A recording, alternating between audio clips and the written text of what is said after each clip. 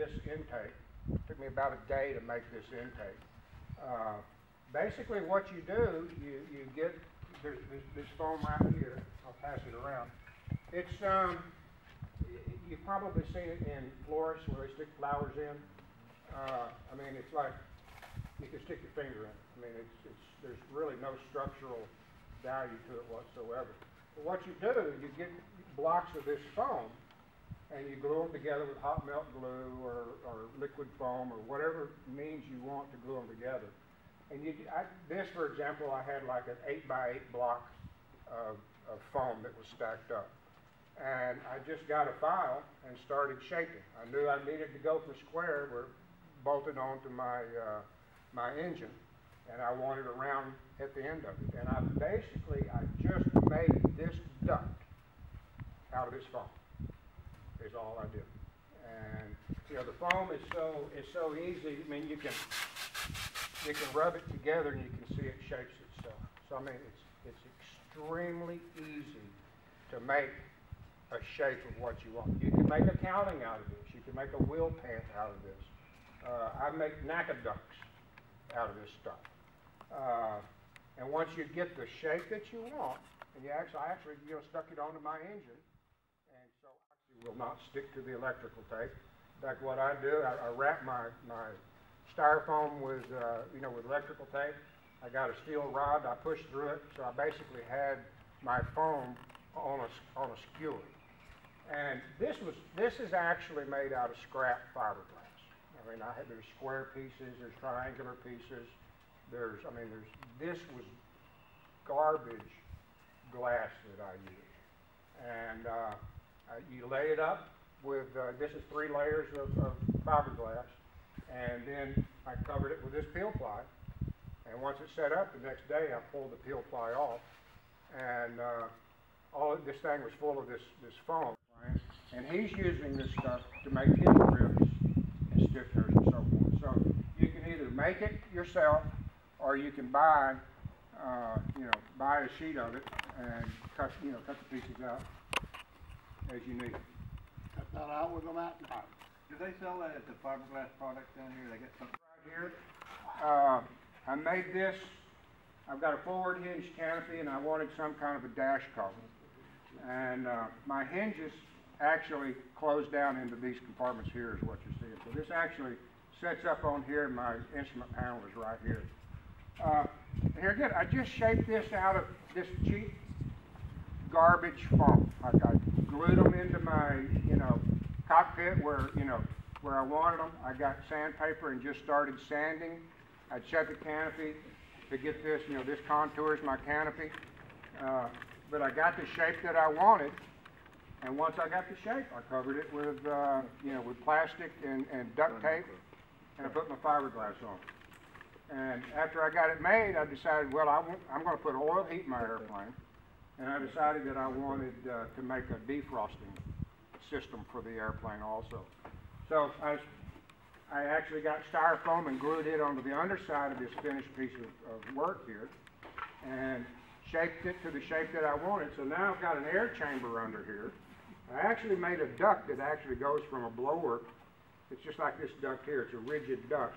There's not going to be any flexible ductwork on it.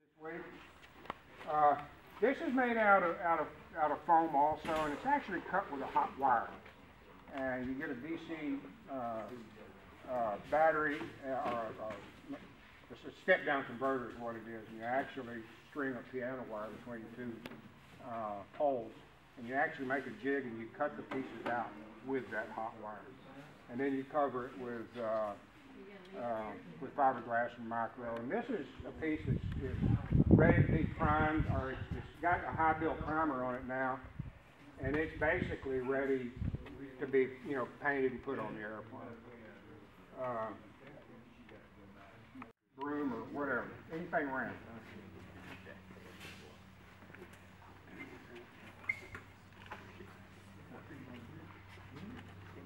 Is a piece of styrofoam that's been sandwiched with some fiberglass cloth, and that's all this thing is. But what it does, it's going to demonstrate the strength of composite moldless construction.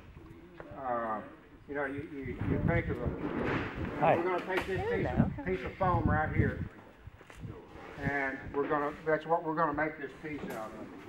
But just to demonstrate the strength of this piece, we'll set it right there on that broom handle, and I'm going to physically stand on that piece, and I balanced on that piece like it's teeter-totter.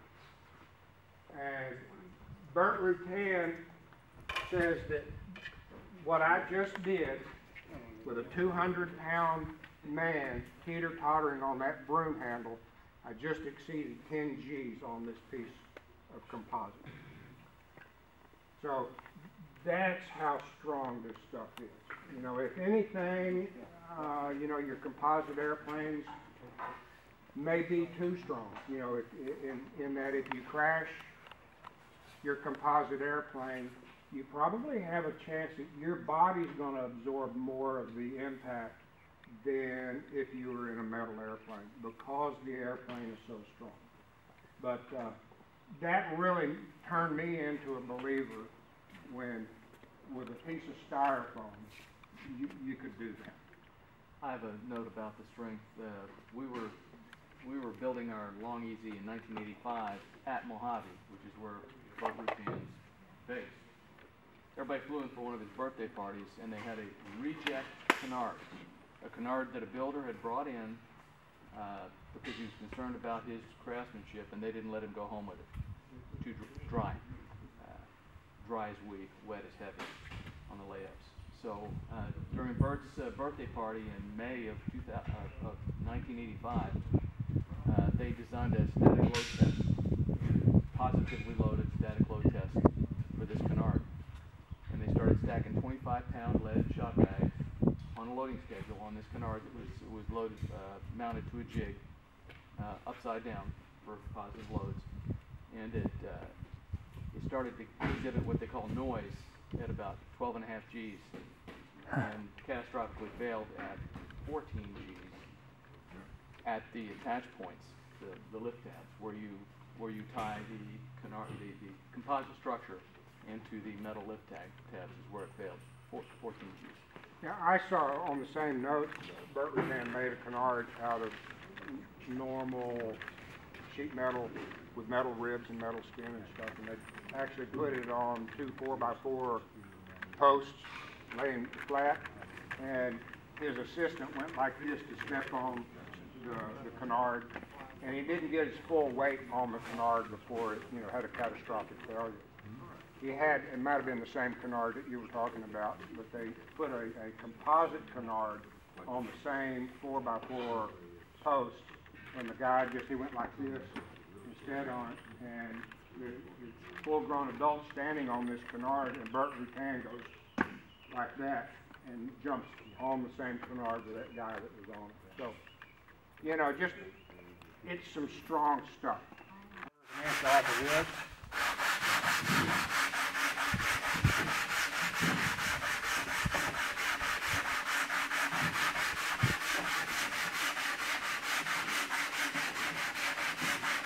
This particular foam does not, you have to actually sand it with sandpaper or, you know, with a file like what I have here. This other foam right here, you can actually rub it together and it will actually, you know, remove foam by just rubbing the two pieces together. So all I'm doing is just getting it down to the size that I want.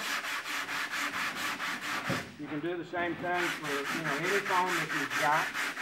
The foam doesn't really put load will use the foam as basically a pivot point. So it'll move and it'll stretch, but the foam in the middle won't crush since it's high density foam. So like in aluminum, where you want hollow structures and hollow adds a light material, a lightness to the airframe, this is the same thing. That little block right there is extremely light, but yet when the fiberglass stresses and stretches, it uses that as a pivot point and does not collapse. Which is why he's having to put more. Like I say, I use 4 different epoxies on my airplane. It just depending upon what I'm building, makes a decision as to which epoxy I'm going to use. You want to, you know, protect your hands. quite well. We're going to start with 2 squirts of this and 2 squirts of hardener. Well, do you weigh your epoxy mix or are you just using pumps now? I use a pump. Okay. Yeah, I've got a much larger commercial pump for the larger layups that I do. They make different type hardeners. This is a slow hardener, and in this climate here, you probably want to stick to slow hardeners, because what will happen, it'll cook off on you, and it'll do what's called an exotherm. This stuff starts exotherming, it'll start smoking, and it'll get hot. When you mix a large container of epoxy, you want to pour it out as soon as you can. Spread it out. That way it prevents a lot of that exotherm. During big layups too, it's always handy to have a small bucket of water, something like that. You know, when you're doing big stuff, you just throw it right in the bucket of water and get rid of it. I had one exotherm in my hand once, and it's very disconcerting. It gets hot very quick. Don't throw it in the trash can. I did that once when I was first in the Navy and I started the fire. Fire trucks came and they never found out what to do. So this is primarily how you get your epoxy spread out, is by hand, and you can do what they call stipple it. I don't do a lot of stippling. What I'll do is I'll cover this with a piece of plastic if I've got some. Just a piece of plastic down here.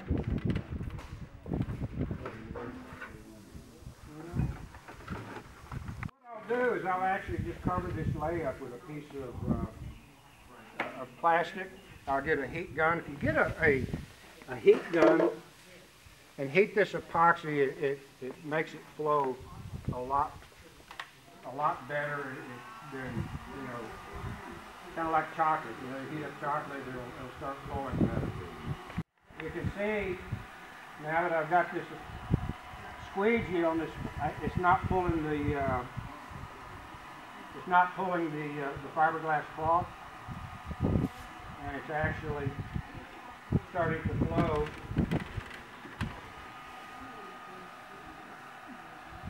And that's not assisting in setting up? No, like I say, if you keep it thin, if you can see how just a little bit of heat causes this to flow, and you see how you want to just keep squeegeeing it till you get all these glass wetted out. Did you have 2 layers on there, Ron? This is 2 layers, yes, of the unidirectional. Okay. This is going to give it the strength, like I said, on the length of the glass. If you read some, depending upon what book you're looking at, they refer to bid layers, BID layers, bidirectional layers, and that basically is that bidirectional fabric, but per layer. So it'll give you a schedule. All right, so for said spar, you need a... Now we're going to actually put some bid on top of that.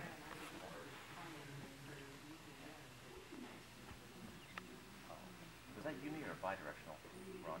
This is bidirectional here. Okay. The first bid I put on was uni. I'm sorry, okay. So. Okay, you put it down like that. We'll put another coat on it. Uni on here, and I've got 2 layers of bid on here. Now we're going to prepare this piece of foam for installation. I had talked about this stuff called micro. Here is, this is the micro, and I'm going to try, I'm not going to, it's like talcum powder. Yeah, we don't want to stay down everywhere. I'll just kind of clear out a little bit that way. I'm going to try to be as gentle as I can. I got a better enough problem as it is. That's unbelievable. And I'm just going to put some of this micro into that raw epoxy. Be okay on hamburgers. Well, they say it's inert, and they say since it's 10 microns, it does not get deep into your lungs. but I don't want. Goes right to your blood. Goes right to your bloodstream. I don't want to be the one that Test that theory. tests it. It does produce good coughing fits though if you get a big blast in your face. When you're doing the outside, like, you know, finish and stuff, you use Capicil along with it too, you know? No, I do not. I know you can use Capicil and things, but I've never used Capicil. So what I'm going to do now, we're just going to paint this part with the micro. And basically what this is doing, it's filling in the pores and crevices and so forth in the styrofoam, so the epoxy will adhere to this piece of styrofoam. You could kind of do the same thing with raw epoxy, but kind of like saying, you know, epoxy is weight. So as you volumize this, you're filling up all those micro pores. You'll notice this is pretty rich with epoxy, this last layup that I did, and I intentionally made it rich with epoxy because we're going to do other layups on top of it, and I want this piece to stick to it. So if you're wondering, you know, why I'm wasting epoxy, that's the reason. So now we've got that layup, or that piece on there. Okay, we're going to come in here. This is the bidirectional again. We're going to put the bidirectional right there on top of that piece.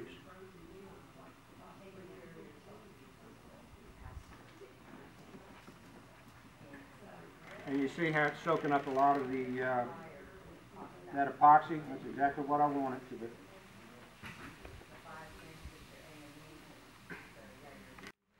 You kind of notice how the piece, as he puts it on, is kind of moving around and squishing in the, You can pull it and shape it back into the shape that you want. So what a lot of people will do is once they make their parts, they'll, on the table, just kind of roll it up into a nice little roll. And that way, as you move it around your table into your part, it doesn't distort the shape. Or you can put it on a piece of Formica Formica. and slide the piece on, which I'll do a lot of that. So there's the bidirectional that we've got. And you can see it's still pretty rich with epoxy, but we're not going to worry about that right now.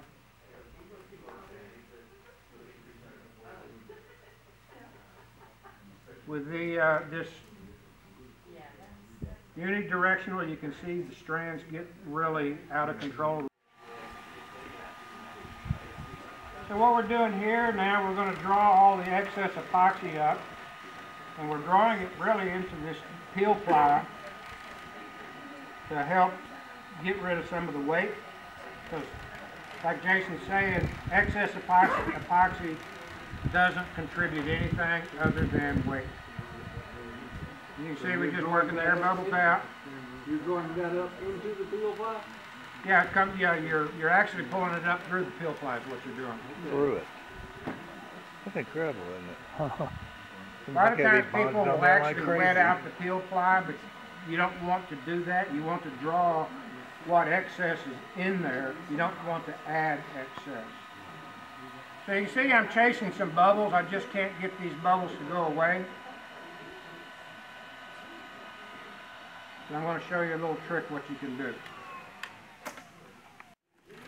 Stretch wrap. Nothing special.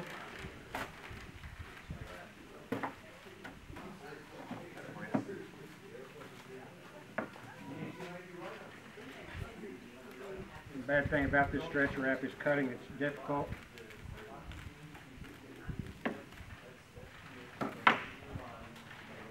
So I'm not really concerned with deforming the layup because the layup is underneath the peel ply. So what I'll do now is I'll get a dry brush. You got a barrier. And what I'm doing, I'm working all the air bubbles out. And since I've got it covered with plastic, it can't suck air through it. So it gives you a means of working all the air out of your piece. And Can't go back in. it can't go back in, that's right. Neat. How many times did he do that before he figured that out? And like I say, you can see I'm not being particular. I mean, I've got wrinkles and bumps and stuff like that. I don't really care. And where Ron built his kit basically from plans, foam, that kind of stuff, mine was a fast build kit from Lancer. So, you know, he basically constructed almost every single part of this plane by himself. The hull of mine, the wings, all the major parts were already preformed, and put in an autoclave and heated. So what I use a lot of is I call them tapes. And so I'll lay up a couple pieces of fiberglass in 3 or 4 bid layer, and I'll cut them in strips 2 inches long. And then I'll cut them to length on top of a piece of plastic, kind of like painter's plastic for dot block. And then I'll pick up that tape, and it'll be 8 inches long by 2 inches wide, go over to my plane, flip it over to the part that I'm taping up, and then just basically put tapes over it, and that's the fiberglass buildup between the wing structure and the fuselage. And it'll ask for 2 bit on top, 2 bit on the bottom, and so I'll have this joggle that overlaps like this. I'll tape the top, tape the bottom after I use structural adhesive, and that's pretty much the strongest part on that plane. So I use a lot of tapes, whereas he uses a lot of buildups. It's just different manufacturing.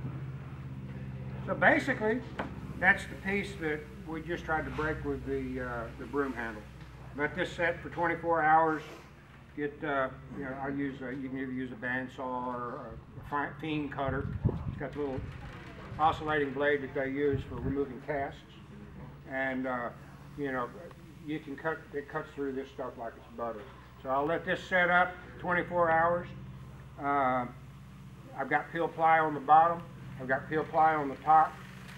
So I just cut. You know, I cut it to the shape that I want. I sand it and remove the peel ply, and you've got that piece there. So I mean, and you can make anything you want. I mean, you're just limited by putting your, you know, some brain thought to how you want to make a mold or shape the foam or whatever.